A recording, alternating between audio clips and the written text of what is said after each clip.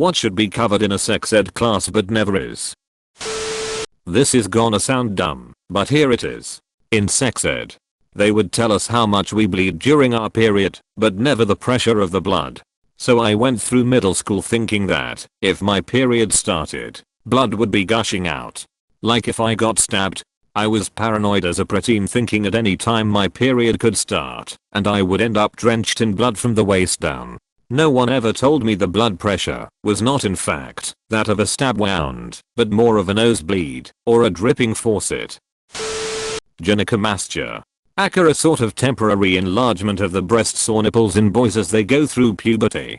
I thought I was developing breast cancer. I was horrified for weeks. Thank God for pen in the shower rooms. Saw others who had the same issue. And we talked. One of the boys, whose parents were doctors, could inform us. We learned from each other, and not sex ed. Miscarriages. I had no idea that a miscarriage was like 5 days of the worst cramps and unending blood. This is a thing that happens to like 1/3 of women, and most of us have no idea until we have on, and then no one talks about it. How STD/STIs actually affect you, and what treatments there are available. The amount of people who don't realize being asymptomatic is the most common symptom is shocking. Also the amount of men who think they still shove a little umbrella up their urethra and scrape it out to cure gonorrhea is sad. You take a pill for it. The invasive penis scraping was a very old and very not used anymore treatment. Also they could do more to destigmatize getting tested regularly if you have multiple partners, or getting tested at the beginning of each relationship if you're a monogamous person. STD/STIs don't devalue you, and I find sex ed really doesn't do anything other than make people feel dirty and ashamed about contracting something. Chances are the person who gave it to you was asymptomatic and didn't know they had it, and are also victims of a fear and shame based sexual health education. Pregnancy. Sex ed is often very focused on avoiding getting pregnant and avoiding getting STIs. How much being pregnant sucks is rarely discussed. How vaginal discharge changes based on your fertile days. I straight thought I was getting sick as a teen. Not just how to prevent getting an STD, but how to handle it emotionally and have honest dialogue with future partners if you do end up getting one.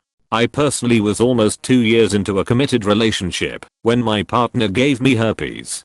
Aside from the pain and psychological effect it had on me, I was even more hurt to find out years later that he knew he had it from a previous relationship but didn't tell me or try to protect me in any way. Totally preventable and unnecessary. Edit. I feel the need to add to this comment as to not make him a villain.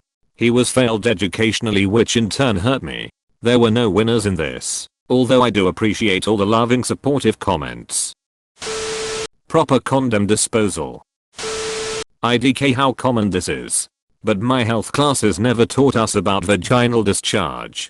Would have been very nice to know, because I told myself I had somehow fucked up my body for having it. Until I looked online and realized it's natural and normal. The importance of lubrication. Whether natural or bottle. You guys had sex education classes? About 10 to 20% of known pregnancies end in miscarriage. We didn't learn about childbirth at all. Nothing about dilation, contractions, labor, etc. So childbirth. Pornography needs to be put in context. A vast majority of sexual intercourse isn't anything like that. The whole of the actual clitoral structure. Telling people about cleanup. Apparently some girls thought their vaginas would just absorb everything and it wouldn't all come out, lol. How to properly check yourself for cancer in your private parts.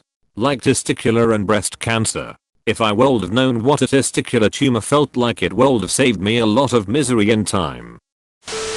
Apparently the fact that biological females have 3 holes, the amount of people that argue over their belief that there are 2 is crazy high and blows my mind. Your period cramps should not interfere with your regular life much. If they do, see the doctor and don't let them brush you off. Endometriosis, adenomyosis, PCOS, etc. Pain isn't just a typical part of it. no matter how much we get told it is. Advocate for yourself. Keep track of everything. And get support. What pregnancy actually does to the female body, and how your body can get so traumatized from the experience and pain of giving birth that it will actually make you forget about the pain, so that you aren't traumatized.